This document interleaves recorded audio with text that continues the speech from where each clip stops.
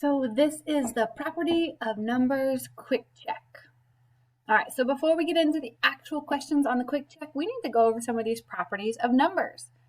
So in this cool little table here, you can see the addition properties and the multiplication properties. And let's just talk about them real quick. The commutative property, if you think about the word commute, and I think I have another picture of this. Let me skip over here. Yeah, right here. If you think about the word commute, if you commute to work, that means you start at home and you drive to work. But then you also have to leave work and drive back home. So when you commute, you go to work and then from home to work and then from work to home. Basically, the commutative property in math just means that the distance to go from home to work is going to be the same distance. It's going to be equal to going from work to home. So in other words, you can just switch the orders. A plus B is going to equal B plus A. And it's the same thing for multiplication. 4 times 5 is going to equal the same thing as 5 times 4. For addition and multiplication, you can switch the order and it's still going to equal the same thing. That's called the commutative property. All right, for identity property, it's basically what can you do to see the same number. So when you're doing addition, you can add 0 to any number and it will end up the same.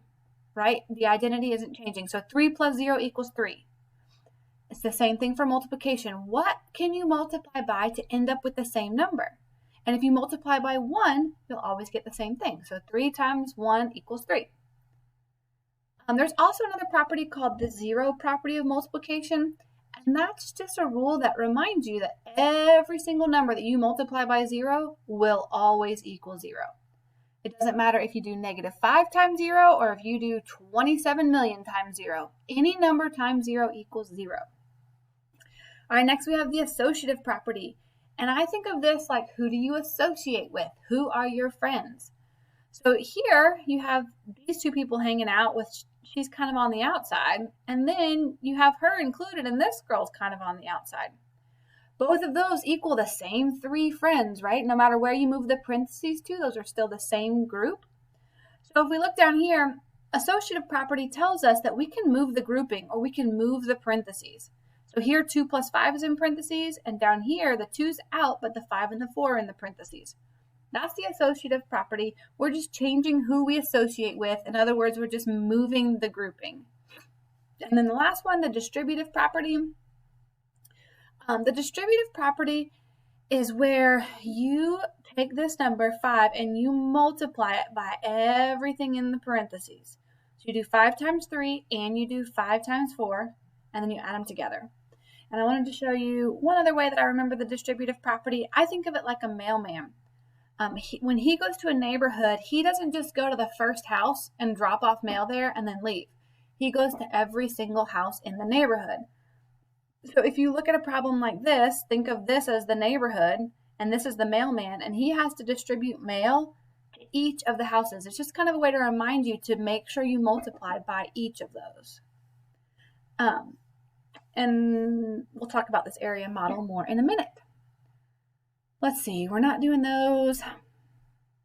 Not doing those yet. Okay, let's move on. Oops, not doing those yet either. Okay, so now if we look at some quiz questions.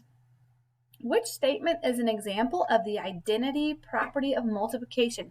So remember, when we're dealing with identity, we want it to equal the same number. So if we start off with a number 10 and we want it to equal 10 and we know that we're multiplying, we have to ask ourselves, what can we multiply by to make it still equal the same thing? And the answer is 1. So 10 times 1 equals 10. That's an example of identity property. It could be any number. It could be -3 times 1 equals -3. And it could also be written, of course, we know that we can write multiplication with parentheses, or we can write multiplication with a dot, or we can write it with the multiply sign. All right. What is another way to write this? All right, so we have -3 times everything in the parentheses. This is that distributive property we're talking about. We have to take this -3 and we have to distribute it to every house in the neighborhood. So we have to do -3 times 2 and we have to do -3 times 7. So we have to do -3 times 2 and we have to do -3 times 7. Now that can be written several different ways. I used parentheses to show multiplication, but remember you could also use a dot to show multiplication or a multiplication sign. Which property is represented here? Okay, so let's see what's happening. We have 4 plus negative 8 equals negative 8 plus 4. All they've done is they've switched the order. This is that commutative property where you start at home and you commute to work, and then you start at work and you commute back home. We're just switching the order. So this is, oops, let me get back to my pencil. This is the commutative property. All right. What is the solution to any problem that involves the multiplication property of 0? So if we're doing the multiplication property of 0, we know we're multiplying by 0. And it wants to know what that would equal. Well, if you think about it, it does not matter what number you put here. Anytime you multiply by 0, it will always equal 0. How do you rewrite the expression, all of this, using the associative property? Okay, so for associative property, we're looking at who associates with who. In other words, who's in a group together. To begin with, negative 3 and 6 are in a group. If we want to use the associative property, we just have to change the grouping. So you want to keep the order of the numbers the exact same. So we're going to have negative 3 first, positive 6, positive 8, negative 1. We're not going to change the order at all. We're just going to change who we group together. There's a couple different ways you could do it. You could group these guys together. That would be one way to do it. Or let's keep them all the same order. Oh, this actually says plus negative 1. I'm just going to make it look the same. Plus negative 1 or just minus 1 is the same thing, but I just don't want to confuse you. So we started off with this group and then we switched and we grouped 6 and 8.